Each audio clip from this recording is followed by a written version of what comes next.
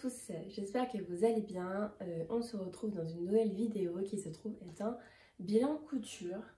J'ai 5 pièces à vous présenter. Il y aura aussi de la couture bébé parce que j'ai une naissance qui arrive au cours du mois de décembre. Donc voilà, écoutez, trêve de blabla, c'est parti, on y va. Alors donc nous allons commencer par la couture d'un nid d'ange. Donc ça c'est la couture bébé, je vous le dis dans l'ordre chronologique des choses. Alors excusez-moi si la qualité n'est pas folle, mais je filme encore une fois avec mon iPhone parce que mon appareil photo, je vais l'emmener en réparation dans les semaines à venir. Donc pour le moment, on devra se contenter de mon appareil photo et comme je n'ai pas le retour écran, voilà. Alors, donc nous allons commencer par le nid d'ange, qui est un patron gratuit que j'ai lu sur internet. C'est les petits patrons, l'étoile, je vous mettrai tout en barre d'infos. Et vous aurez des inserts avec le patron et d'où il vient. Donc c'est un nid d'ange qui est en version classique ou en version poupée russe. Vous savez, soit une couleur ou alors avec 2 couleurs séparées comme les poupées russes. Moi j'ai choisi la version classique parce que j'avais pas envie de m'embêter. Et bien écoutez, c'est parti. Donc voilà la bête. Donc ça se présente comme ceci. C'est une couture qui est très simple à réaliser et très facile et très rapide. En fait c'est un espèce de grand, pas rectangle mais un espèce d'étoile que ça secoue en une fois et ça se retourne comme une doublure. Donc je l'ai doublé. Donc vous avez à l'intérieur de la moumoute, enfin de la polaire noire qui vient de mon dernier haul tissu. Et vous avez le tissu comme ceci qui vient aussi de mon dernier haul tissu que j'avais eu à Troyes quand je suis allée à la braderie des tissus. Donc voilà, donc je vais vous l'ouvrir pour que vous essayiez de voir un peu mieux. Donc en fait ça se présente comme ceci. Je vous ferai des inserts un peu plus détaillés, bien entendu. Et tout se ferme avec des boutons pression comme ceci. Donc voilà, c'est une couture très facile à faire. Pour les débutantes, c'est l'idéal. J'ai mis peut-être 2 heures à le faire, ouais, 1h30, 2 heures. Donc voilà. Voilà. Donc alors nous enchaînons avec un patron de robe que j'ai réalisé il y a peu de temps. C'est le patron Géraldine du livre Dressing facile à coudre. Voilà. Donc c'est le premier livre que j'ai acheté quand j'ai commencé la couture. Et je vais vous montrer à peu près la page. Voilà. Bien sûr c'est tombé. Donc voilà Géraldine. Donc en fait c'est une robe d'été de base. Sans manches, avec un col V et avec une boutonnière tout à l'avant. Et elle le fait tenir avec une ceinture. C'est une version, on va dire, au-dessous du genou.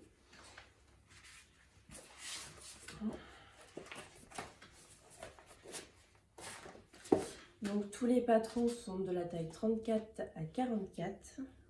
Vous avez 25 modèles dedans. Quand j'ai commencé la couture, j'ai fait un des modèles dedans qui s'appelle, je ne sais plus comment, mais c'était une robe, voilà, Aurel. Donc c'était une robe en jersey comme ceci et je l'ai complètement foirée parce que quand on débute la couture, du jersey c'est pas l'idéal et donc du coup j'ai voulu réitérer l'expérience parce que je l'ai pas trop utilisé ce livre en fait. J'ai passé tout de suite au patron indépendant. Et c'est vrai que c'est dommage parce qu'il y a quand même des bonnes bases, des bons patrons dedans. Donc j'essaye de m'accommoder avec ceci. Donc j'ai fait cette version. Je vous montre tout de suite. Donc j'ai utilisé ce coupon de tissu que j'ai eu sur le Bon Coin. Et c'était un métrage tellement petit que je ne savais pas quoi mettre dedans, sachant que je ne voulais pas faire une blouse. Puisque vous savez, c'est un peu bariolé, je préférais une grosse pièce, genre une robe. Du coup, j'ai fait une robe chasuble, en fait. Je peux la mettre pendant l'été, hein, je pense. Mais je la mets aussi pendant l'hiver avec un t-shirt noir manche longue. Ça passe très bien et décollant. En parlant des finitions, c'est une robe qui est finie avec des parmentures, ce que je changerai à l'avenir, je pense. Je la doublerai au moins jusqu'à la taille. Parce que j'ai dû faire des points à la main à l'intérieur parce que la parmenture n'arrêtait pas de sortir et c'est très agaçant. Ensuite, vous avez une patte de boutonnage tout au long du vêtement à l'avant. Donc moi, j'ai choisi des boutons comme ceci, qui est des boutons que j'ai eu sur le Bon Coin, je crois, me semble-t-il. Les emmanchures sont finies au biais noir. Puisque je n'avais plus le tissu adéquat pour réaliser le biais qui allait dans le même tissu. C'est une couture qui est très facile à faire, très rapide. Vous avez 2 devant, un dos, basta. Même pas de pince, rien. Vous avez juste un pli d'aisance que je n'ai pas fait au dos parce que, comme vous l'aurez peut-être remarqué, je suis un peu carrée des épaules et de la carrure. Donc du coup, on va dire que mes hauts, je les modifie systématiquement pour que ça passe au niveau de la carrure. Et là, du coup, j'ai pas fait le pli d'aisance. Ça forme un petit pli, mais quand je mets les bras vers l'avant, le pli s'en va.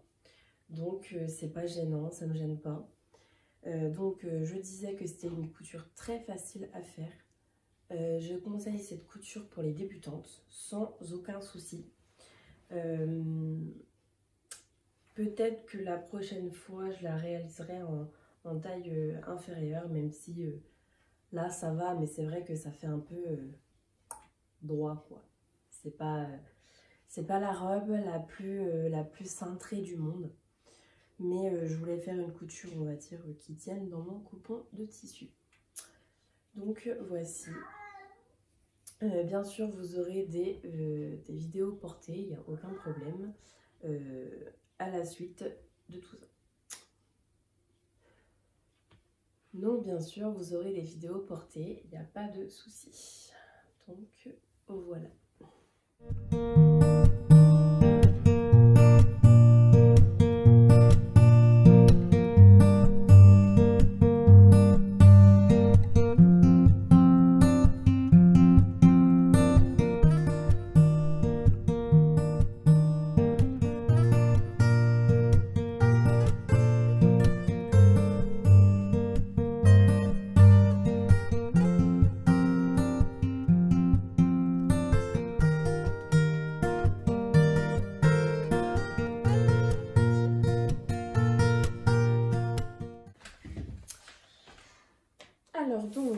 Ensuite nous enchaînons avec un patron de robe que j'ai déjà réalisé une fois, mais ça s'était pas très bien passé.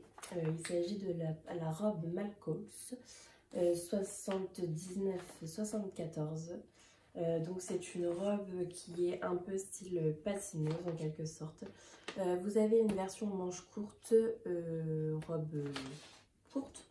Robe courte manche longue et une version longue sans manche. Et donc moi de base je voulais faire la version manche longue et longue. Voilà. Je l'ai fait en taille 20 parce que j'ai déjà réalisé ce patron en taille 18, mais j'avais un souci au niveau des bras, j'étais très serrée. Du coup je l'ai réalisé en taille 20, même si je pensais que le décolleté allait être hyper grand. Et au final, pas du tout. Du coup, je l'ai fait en taille 20. J'ai voulu faire... je vais vous montrer d'abord ma version et après je vous dirai... j'ai eu quelques problèmes majeurs sur cette réalisation. Donc, je vous montre. Donc, voici ma version. C'est pareil, c'est un coupon qui vient de Le Bon Coin. Me demandez pas le métrage que j'avais, je n'en sais rien. J'ai tout utilisé. Alors oui, celles qui sont spécialistes des raccords, ils vont dire « Ah là là là là, il n'y a pas de raccord. » Alors j'ai essayé un peu au dos. Mais sincèrement, moi les raccords ça me gave, du coup j'en fais pas. Et comme je trouvais quand même ce tissu très beau, et bien j'ai quand même fait, mais moi ça me choque pas. Enfin, les raccords là, c'est pas le truc qui me choque. Donc vous voyez bien, donc c'est une manche, enfin, oula, 1, 2, 3, c'est une robe manche longue, mais qui n'a pas de manche. Je m'explique.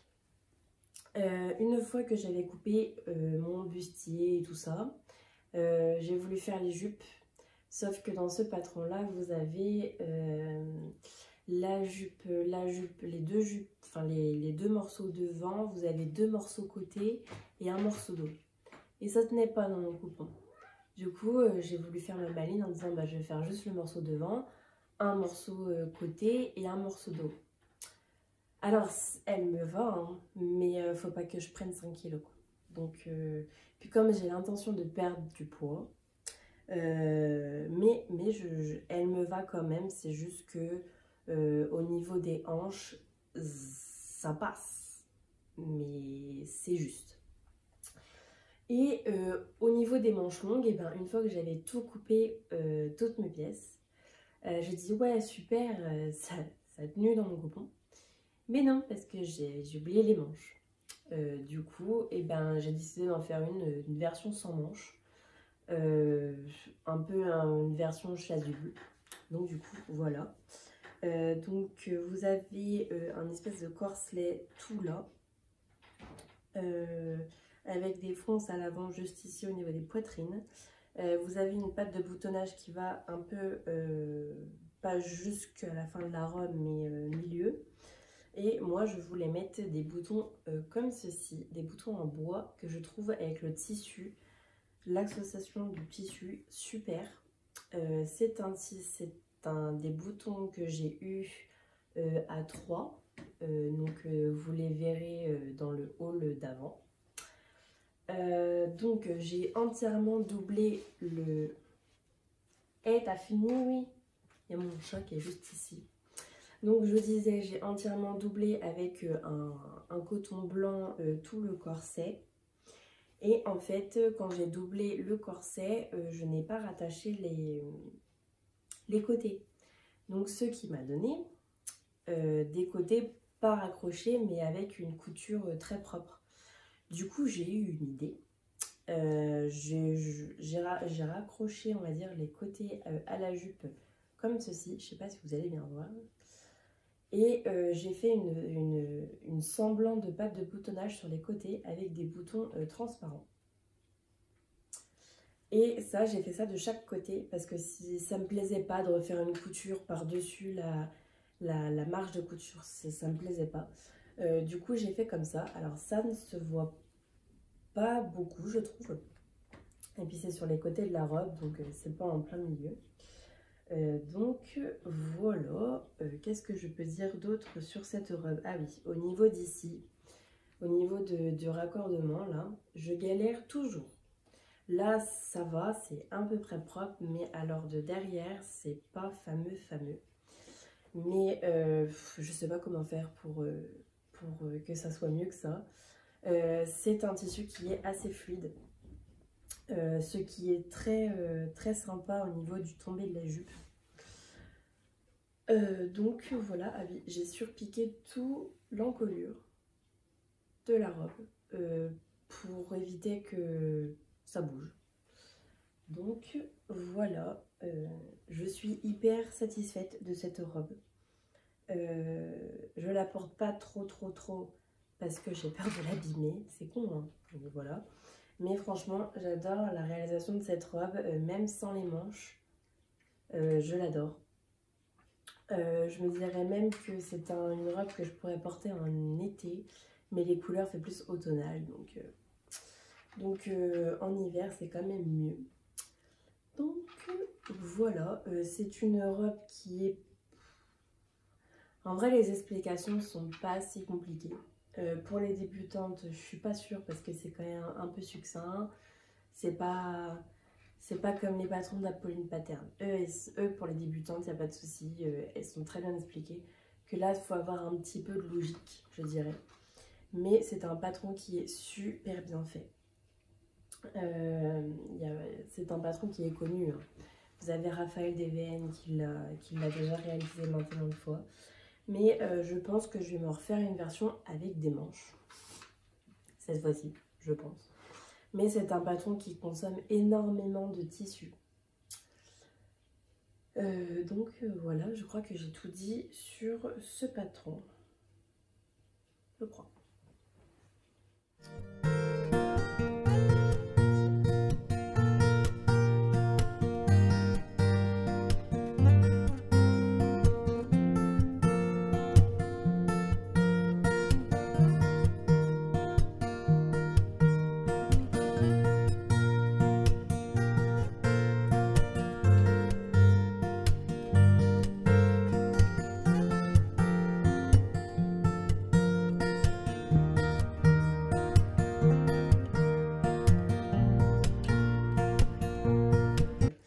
Nous allons reprendre...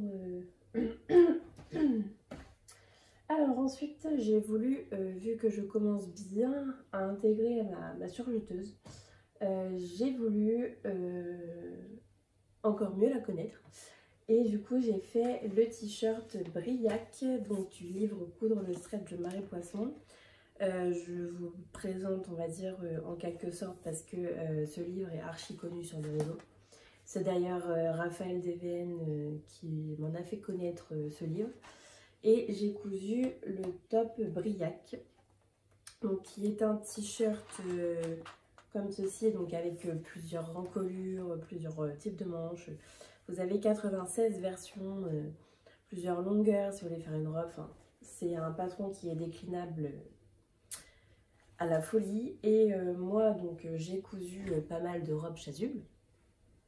Et donc, du coup, je me disais que ce serait bien d'avoir des manches longues pour aller avec. Du coup, je me suis initiée. J'ai cousu donc ce top là, enfin ce t-shirt manche longue là. Le tissu provient de la halle tissu A3 donc dans le haul précédent. Je le déteste, le tissu.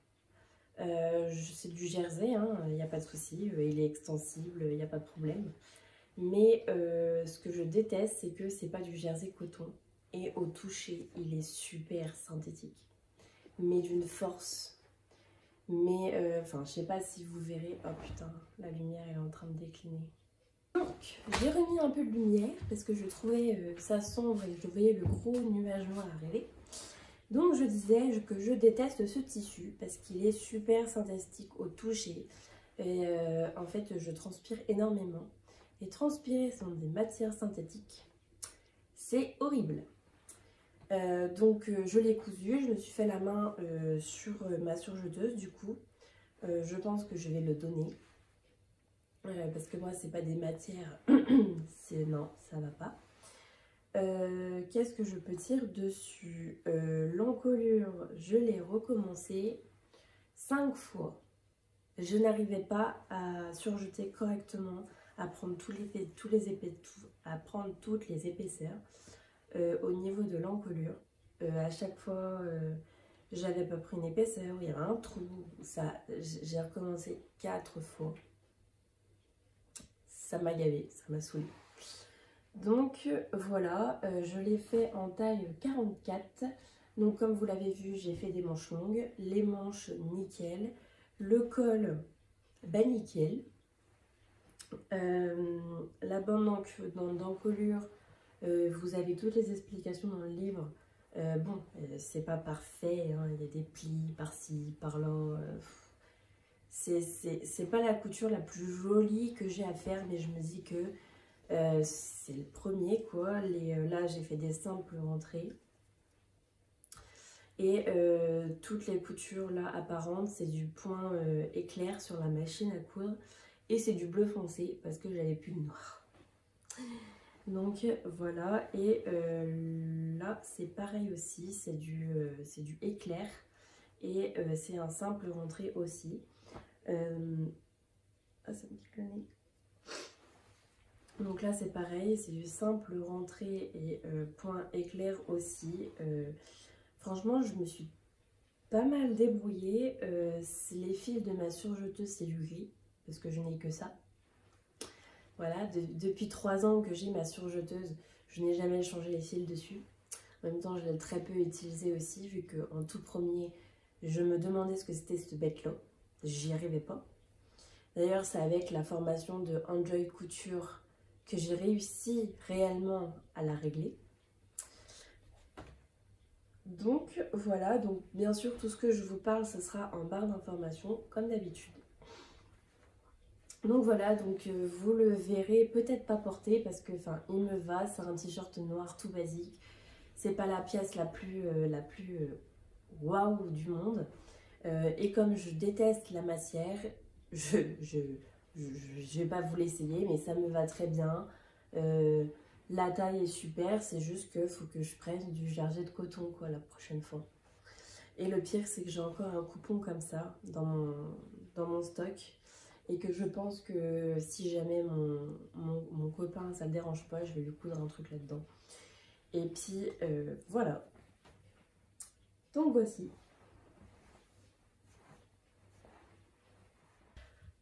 Alors, donc ensuite, on va terminer par un dernier projet qui est de la couture bébé.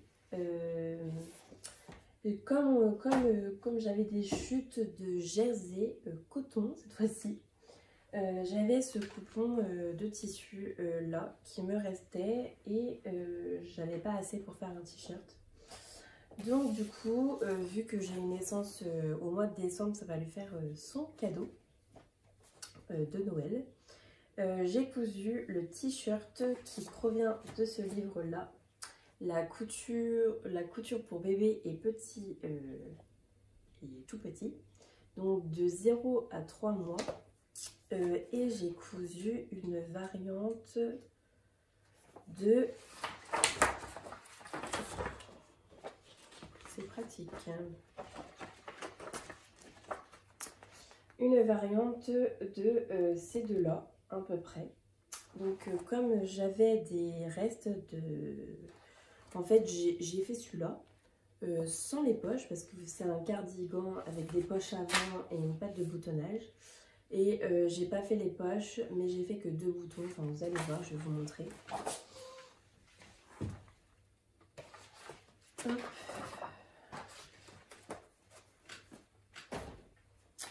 Alors, donc, voici la bête. Je l'ai fait en 80 cm, donc la plus petite taille. Donc, voici. Donc, c'est un coton qui est... Enfin, un jersey qui est légèrement stretch, mais pas tant que ça. Avec des manches raglan, je crois qu'ils appellent ça comme ça. C'est un manche longue et vous savez 2 boutons de pression comme ceci à l'avant. Donc quand je l'ouvre c'est comme ceci. J'ai tout fini, là l'encolure c'est un peu de tissu qui me restait de l'autre version que je n'aime pas, mais vu que c'est juste l'encolure ça va. On va dire que c'est pas totalement fini de dingue, hein, c'est pas des finitions ouf. Mais on va dire que c'était pas un essai, mais pas un prototype non plus. Mais on va dire que c'était pour coudre mes chutes, quoi. Donc du coup, je vais l'offrir. De toute façon, j'ai envie de vous dire, pour un vêtement qui va être porté 2 fois dans sa vie, ça n'a pas besoin d'être fini... on va dire au poil de la chose. Donc voilà, donc voici le dos. J'ai trouvé ça hyper sympa, donc c'est pareil, hein. Là c'est pas terriblement droit d'ailleurs, voilà les finitions par derrière. Donc voilà, mais je me dis que de toute façon ouais, elle va le porter 2 fois et que c'était en quelque sorte un espèce de prototype pour m'essayer à la couture bébé. Parce que moi, la couture bébé, c'est pas le truc que je fais tout le dimanche. Donc voilà, et je pense que je referai des versions comme ça, juste pour finir mes chutes. C'est pratique pour finir des chutes de tissu. C'est pas trop mal. C'était pas difficile à faire, c'est juste que ici, j'ai un peu galéré parce que normalement, il conseillait du ruban de serger et j'en avais pas. Du coup j'ai pris une bande de coton que j'ai pliée en 4 et que j'ai cousu comme ça. Je pense que ça a fait une finition, c'est pour ça que c'est pas une finition de ouf. Mais je pense que ça fera l'affaire pour ce que ça fera quoi.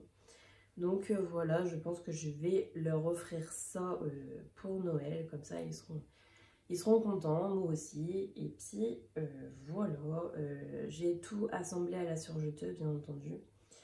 Donc c'est pas une couture qui prend 15 ans. Je crois que j'ai tout dit là-dessus.